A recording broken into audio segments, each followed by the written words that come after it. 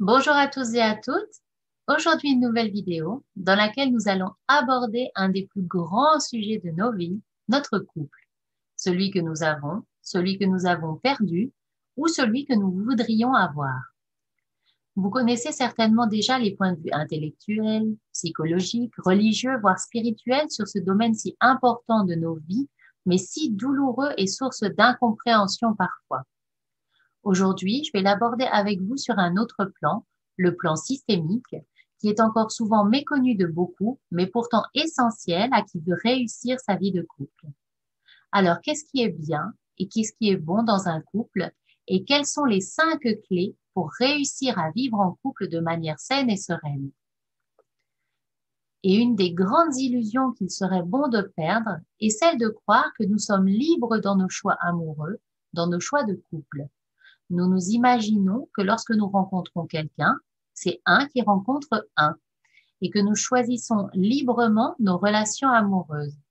Nous pensons, je suis libre, je décide de ma vie, je choisis librement mon ou ma partenaire, je choisis librement de me marier, de me séparer, je choisis librement qui j'aime. Or ça, c'est une illusion et c'est souvent celle qui nous fait le plus souffrir. Parce qu'en fait, nous sommes comme conditionnés à rencontrer un certain type d'homme ou de femme. Et si les choses ne se passent pas comme on le voudrait, on pense alors que c'est de la faute de l'autre, le plus souvent, ou alors de la nôtre, ou bien que c'est encore à cause de sa famille ou de la nôtre.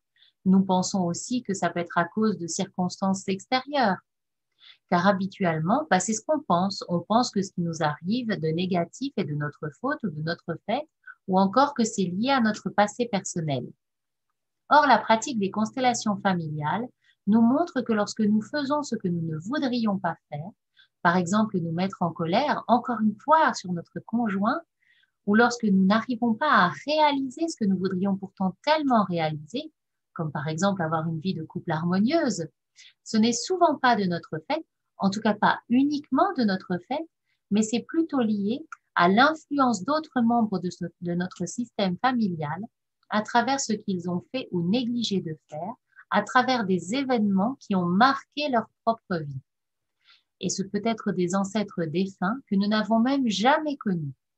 C'est ce qu'on appelle être intriqué avec un membre de son système familial. Alors, qu'est-ce qu'une intrication? C'est comme un nœud douloureux qui nous relie à un membre de notre famille et qui, sous certains aspects, nous fait revivre la vie de la personne avec laquelle on est intriqué. Même comportement, mêmes émotions, même maladie, même situation, célibat, difficultés relationnelles, professionnelles, mari alcoolique par exemple, mêmes événements aux mêmes dates, et on peut même mourir aux mêmes dates ou dans les mêmes circonstances. En réalité, nous sommes tous sous influence, tous en résonance avec un certain nombre des membres de notre système familial ou ancestral. C'est souvent une résonance positive ou peu active, et parfois c'est une influence forte et douloureuse avec l'un ou l'autre membre de la famille qui a la plupart du temps, d'une manière ou d'une autre, été comme exclu de la mémoire de ce système. Pour bien comprendre, chaque homme, chaque femme est déjà en résonance avec son propre parent du même sexe. En effet, comment nier l'influence qu'ont exercée sur nous nos parents? N'est-il pas courant d'entendre dire « Oh, avec l'âge, tu ressembles de plus en plus à ta mère » ou encore « Oh, je crois entendre parler ton père ». Sans qu'on le veuille ou qu'on le sache vraiment, malgré nous, nous reproduisons avec nos partenaires de vie ce que notre mère ou notre père a fait ou négligé de faire.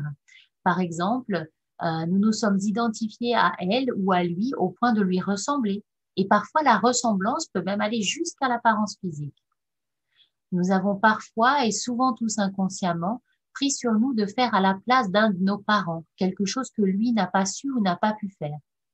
Par exemple, une femme qui n'a jamais osé quitter son mari, votre père par exemple, qu'elle n'aimait plus depuis longtemps et qui était violent avec elle.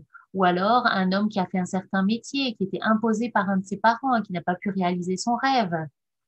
Peut-être vous avez aussi choisi, vous, votre compagnon actuel, qui ressemble beaucoup à votre père. Mais pour accomplir jusqu'au bout la mission inconsciente que vous vous êtes promise un jour, vous vous êtes dit inconsciemment, moi, je ne me laisserai pas faire. Moi, je le quitterai et je me vengerai pour toi, maman. Par exemple, avec l'exemple du dessus. Idriss Lahore nous disait, 6 dans le même lit. Nous sommes tellement imprégnés de la vie et des croyances de nos parents que cela se répercute jusque dans nos choix et nos préférences les plus intimes. Se retrouvent en réalité dans le même lit, le mari, la femme et chacun de leurs parents à tous les deux. Et comme ces parents portent en eux leurs propres parents, et ainsi de suite, on arrive rapidement à une foule tout entière, sans parler des conjoints précédents et des enfants vivants ou décédés, voire non nés. Pour les câlins, c'est vraiment pas gagné. Et ceci montre bien la difficulté d'avoir des relations de couple saines. Et la question que vous vous posez sûrement maintenant, c'est pourquoi ces intrications viennent et s'imposent-elles à nous?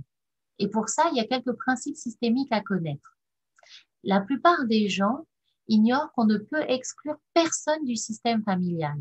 Toute exclusion entraîne des conséquences douloureuses jusqu'à ce que quelqu'un dans le système permette de rappeler cet exclu et de réparer cette blessure. Les hommes, les femmes, de manière générale, peuvent négliger quelqu'un ou rejeter ou exclure quelqu'un de leur quotidien, dans la réalité en fuyant ou en partant, ou psychologiquement, émotionnellement, en ne voulant plus en parler, en voulant oublier les souvenirs douloureux, ce qui est totalement compréhensible. Mais le système familial, lui, n'oublie pas. Ce champ de force a une conscience, une âme. Et cette conscience ou cette âme de la famille n'accepte pas qu'une personne soit exclue ou oubliée. Et elle va n'avoir de cesse de la rappeler aux descendants, jusqu'à ce que l'exclu soit réintégré, jusqu'à ce qu'on lui redonne sa place dans le système. De même, le système n'accepte pas de rester déséquilibré suite à un événement violent subi ou commis par un de ses membres. Meurtre, suicide, viol, spoliation. Et il va le rappeler à la mémoire des descendants jusqu'à ce qu'une réintégration, une réconciliation soit faite par l'un des descendants. Et donc, de quelle manière cette conscience, cette âme de la famille rappelle-t-elle ainsi tous les événements douloureux qui ont été exclus ou pas mis à leur bonne place ou alors pas équilibrés? Eh bien, elle le fait en faisant rejouer les mêmes situations par un membre actuel du système familial qui devient comme le représentant de la personne qui a vécu le traumatisme d'origine et qui peut se situer jusqu'à 7 générations en arrière et parfois encore au-delà. En général, le représentant est un des derniers arrivants du système, un des maillons les plus faibles de la chaîne transgénérationnelle, donc c'est souvent un enfant, mais un enfant qui un jour devient grand, mais qui a pris sur lui inconsciemment de guérir cette blessure systémique. Ainsi, chacun revivrait le destin d'un autre, par loyauté inconsciente, tout en se croyant libre de décider de sa propre vie. Comment voulez-vous vivre joyeusement ou sereinement avec quelqu'un qui, en fait, la plupart du temps est à vos côtés, mais ne vous voit pas, puisqu'il regarde avec les yeux d'un de ses ancêtres, qui perçoit en vous quelque chose de tout à fait autre que vous? Chacun de nous voit les gens, surtout ses proches, à travers les yeux d'un membre de son système familial, parents, grands-parents et encore beaucoup plus loin. Et quand les deux sont dans cette situation, ce qui est encore plus fréquent, qu'en est-il de l'avenir du couple que ces deux croient former ensemble? On peut maintenant comprendre mieux les difficultés si fréquentes que rencontrent tant de couples alors même qu'ils disent et croient s'aimer.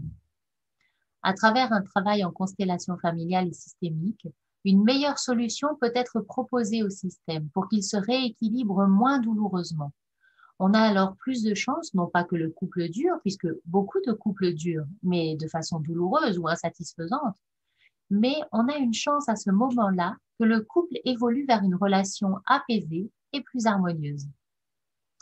Et puis, comme nous avons compris que parfois nos ancêtres ont blessé nos systèmes familiaux et que nous en subissons aujourd'hui les conséquences, nous aussi, nous pouvons décider aujourd'hui d'être plus attentifs à cela dans notre propre vie actuelle, afin de permettre à nos enfants de vivre leur propre vie sans l'influence de nos propres erreurs ou de la méconnaissance des lois qui régissent les systèmes familiaux et les couples. Et je vais vous donner aujourd'hui quelques règles de base essentielles qu'il est bon de connaître et d'appliquer au quotidien pour qui aimerait réussir à avoir une relation équilibrée et saine en couple. Premièrement, accepter l'autre avec ses qualités et ses défauts. Généralement, on accepte les qualités et on évite de regarder les défauts. On tente de les ignorer ou pire encore, on tente de faire changer l'autre. Ça, c'est peine perdue. On ne peut pas changer l'autre et surtout pas le forcer à changer par amour pour nous. Ça, c'est plus de l'amour, mais du chantage et de la manipulation. Deuxièmement, accepter ses parents. Ça, c'est l'histoire des belles-mères, des beaux-pères. Et là, l'essentiel, c'est vraiment de ne pas oublier la gratitude qu'on peut avoir pour eux, parce qu'en fait, sans eux, cette personne que vous aimez aujourd'hui ne serait simplement pas là.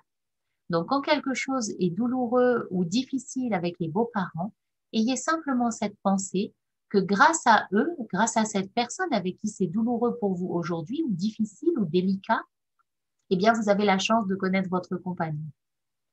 Troisièmement, accepter ses ancêtres, son pays et son ethnie. Nous n'avons pas toujours la même origine ou la même religion, la même culture, et respecter cela chez l'autre est essentiel à une relation équilibrée. Quatrièmement, accepter son passé et ses anciennes relations. Vous n'êtes pas la première ou le premier, et il est possible que vous ne soyez pas la dernière ou le dernier non plus. Accepter que l'autre ait eu une vie avant vous est essentiel, et ne pas se servir de son passé contre lui encore plus. Et cela devient vital en cas de famille recomposée ou de couple avec enfants d'autres parents. Il y a un ordre et une place pour chacun à respecter, sous peine d'avoir des difficultés. Cinquièmement, accepter son karma ou son destin.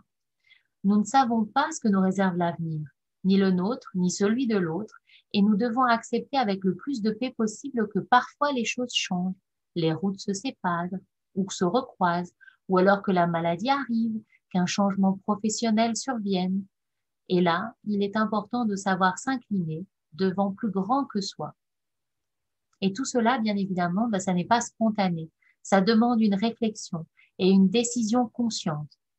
Et faire un travail en constellation familiale et systémique rend cela plus facile et permet de se libérer de ces liens douloureux qu'on pourrait avoir avec nos parents et nos ancêtres. Et aussi, ça nous permet d'enlever toutes ces attentes que nous pourrions mettre sur nos conjoints et qui leur sont simplement difficiles, voire impossibles à combler parce que ce ne sont pas nos parents. Voilà, si cette vidéo vous a plu, vous pouvez la liker et partagez-la pour que d'autres personnes puissent en profiter. Abonnez-vous à la chaîne YouTube de l'Espace Holistique et retrouvez-moi sur Facebook. Si vous avez des questions suite à cette vidéo, n'hésitez pas à me les faire parvenir. Je mets mon adresse email en commentaire et j'y répondrai avec plaisir lors d'une prochaine vidéo. En attendant, je vous souhaite une très belle journée et je vous dis à très bientôt.